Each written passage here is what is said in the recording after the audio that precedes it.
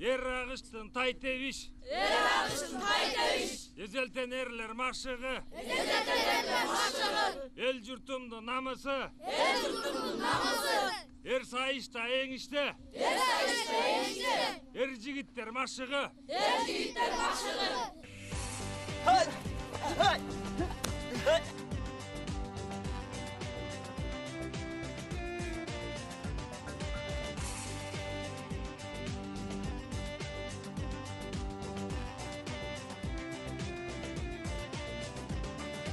Tay teviş деген сөздің өзі эле тай кезинде тебишкенди үйрөн, тай кезинде машыкканды үйрөн деген сөз. Демек кичинекей кезинде машык деген сөз түшүндүрөт. Тай тебиш өнөрү аркылуу кыргыздын байыркы жоокерлик момундай касиетин кайра алып келе алабыз. Колдон аткан урлары, короодой жерде аңтарат, илебине кабылган, иштеринен от жарат, жерлеринде көргөндө, кытаан душман жалтанат, мына ушундай тай тебиш, билбегендер тарт жемиш. Тай тебиш кыргыздын кыраан жигиттерин өстүргөн өктөм мектеп.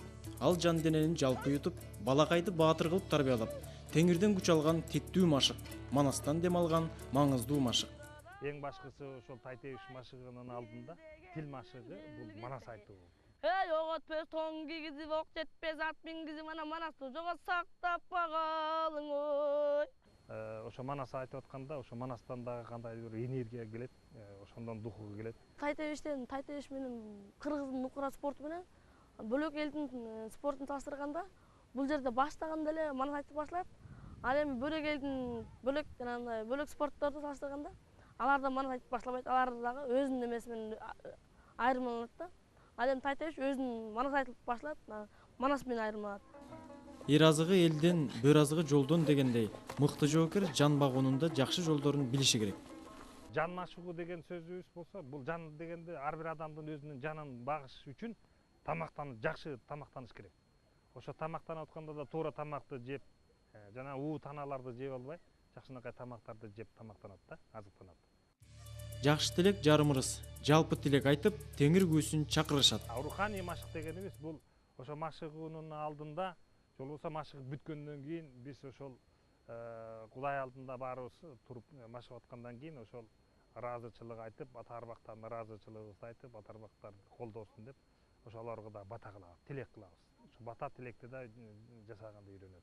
Ар бириңердин үй бүлөңөрдө ынтымак береке ырыскы болсун, жерибиз тынччылыкта болсун. Бата кылып коелу. Амин. Эл сактаган эрендер, журт коргогон берендер, намыс үчүн төрөлүп, калктын камын жегендер, эл башына күн түшсө, канын көкөргө, жанын көккө тапшырып, жорудай кайнаган жоонун үчүн алып, жеңишке жетүүдө дал ушундай машыктардан өтүп турушкан. Кыргыздын жигити эң биринчиден бул баатырлык касиетти кармаш керек болду.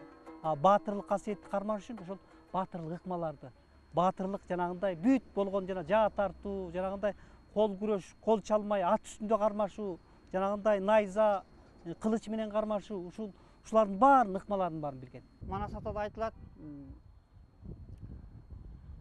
кылычтан мурун кан чыккан, денеден мурун жан чыккан дейт. Же ошо бабаларыбыздын кылычтары шеберге койсо өрткөткөн шилтеген мүрткөткөн дейт. Алар бейчеки кылычты кындан суруп чыгарган эмес да. Алардын кындан суруп чыгарганы алар кайратмандык эмес, жаратмандыкты жараткан да. Манас байынында кысталактын эрагыш бүткөн бой тарамыш деп аталып, эрагыш атабыз кыргыздын жоокер өнөрүн мыкты өздөштүргөн. Ошону менен тай тебиш өнөрүн негиздеген. Эрагыш бабабызга да кайрылганым ошондо көрдүм, жанагы ал жерде деги жылаандын образы турат, кабылан шердин образы турат. Ошол жерде ошол бүт ошол жаныбарлардын ошол жана кыймыл аракетинин жанагы стилди алып чыккан да. Ошол жана күүсү, кыймылы ошол акырын ошону чагылдырганга аракет кылгам да. Улутоонуңдарга саламат! Салам! Улутоңге! Кыргыз! Рухуңге! Манас! Устат менен учурашып, ураан чакырышкан соң манас айтылат. Ошо кездер манас 12ге жашы толуп жылкыдан айман болсоңдуң ат минет эмиңер күчү чагы келип бөлөккө бурду сананың ошбурга жакып кармата туңдини деген баланы эй билбегенди күлдүрөт ошбур баккан деп қойдым, түз қосылсын соя пара, батыр деп айттың мені деп, бағылан қосы шерім баш, борғайын атып қойып тұра, анан дөбеге шығып қарасаң көгеріп түтін бөлінет. Ей, қозының барым, манас қырып салған көріне той. Тілмашығында дағы Манастың ошо күйісін уран алып башташқанда, алсақ, айтсақ, Манас атам өзі айтып баштап атат. Мен Манас болып жаралып, ақ батадан ағарып, нарқыма көөнім бұрғанда, намыс деп жашап тұрғанда, асыл қырғыз елімде, алатауы жерімде, чет дұшманға тепсетіп, қорғылып қарап жатқыша, азапқа минтіп батқыча, туылбайлы туна чөгөйін, тірі жүрбе өлейін. Атқарбасам антымды, ақтабасам салтымды. Төбесі ашық көгірсін, төшітікті жер үсін. Оқты іштешкен ант тұрсын, атаға салт тұрсын деген тірі рух гү демменен тілмашығын айтып, мұшташ өнерінде олауы, күреш өнерінде олауы қолданышқанда. Кармашуу же машыгуу алдында теңирге сыйынуу боло турган кырсыкты алдын алып, бойдогу жана ойдогу терс күчтөрдү тегиз шыпырып таштап, иштин илгери жылышына өөлгө түзүп берет. Асман менен жеримди тиресинен бүткөндөй, түштүк менен түндүктүн түнөгүнөн бүткөндөй, чыгыш менен батышты чырагынан бүткөндөй, биздеги жаман ой. Ар бир бала багы өзүндөгү жаман энергияларды, жаман адаттарды өзүнүн денесинен алып таштайт биринчи. Колу кайрылып кетпесин, сынып кетпесин деген бүт бар. Ошо энергияны өзүндө топтоп алып, жаман нерселерди чыгарып, анан жакшы нерселерди кабыл алып, анан ошентип башташат. Ошон үчүн балдарда мындай көп жанагындай колу чыгып кетмей, сынып кетмейлер болбойт да. Мындан кийин көпчүлүк кармаш өнөрлөрүндө эле таймаш башталат. Кана балдар карап тургула. Мына кол кайруу деген ыкма. Колду мындай кармаганда алып туруп, ошо адамдын күчүн ыртабыз. Сол кол кайрып туруп, колду кайры эки кол менен, көрдүңөрбү? Экинчи кармаш. Экинчи дагы бир кол кайруу. Колду кайрып туруп, басып туруп, жыгабыз мындай. Коен колтук. Колду алабыз, көтөрөбүз. Ошо мезгилде чагабыз, көрдүңөрбү? Колдар сыртынан. Эми дагы бир ыкма бар. Бул ошо иштен алма деп коет. Мына. Тай тебиш тартибине жараша 4 деңгээлге бөлүнөт. Биринчи балакай, анан экинчи шумпай деп коет. Анан шылуун, анан шер деп кетет да. Жетишкен ийгилиги жеткилең наамдар менен коштолуп турат. Жогорку эң жогоркусу шер курак. Ага чейин эр деген наамдар берилет. Жигит экен, эр жигит экен, баатыр экен деген булар наамдар берилет да. Андан тышкары биздин азыр жаңы өзүбүз иштеп чыктык. Биринчи кээ бир балдар мындай тебиткенди абдан жакшы билет.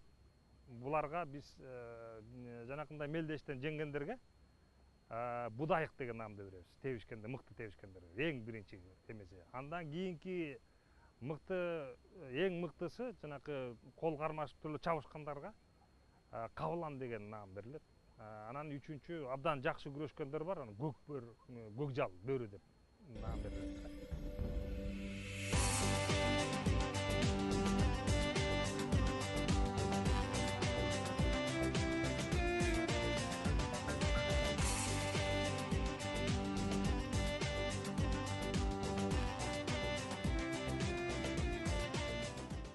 Таймаш өнөрдүн так максаты дени сак, ою так, мекенчил жаштарды өстүрүүдө турат. Мындай кыргыздар деген илгертеден ата-бабаларыбыз тай тебиш менен машыгып эле, тай тебиш менен машыгып, өзүнүн элин мекенин коргоп келген да. Аз элин сатпаган, анандай жерин сатпаган эр азаматтардан болуп чыгышкан. Анандай күчтүү патриотизм мекен үчүн өлөм, мекен үчүн жөөм, мекен үчүн сүйөм деген балдар чат да жакшы. Кызыкканым себеби биздин ата-бабаларыбыздан калган спорт экен. полный контакт иштейсиң бу жерде. Баардык эмеси кол кайрыш, күрөшүү, тебиш, бүт бар. Ошо жагынан өзгөчөлүгү бар. Тай тебиш кыргыздын касиетин калыбына келтирүүгө аракет кылган тай маштын түрү. Машыгуу соңунда бата тилек айтуу менен аякташат.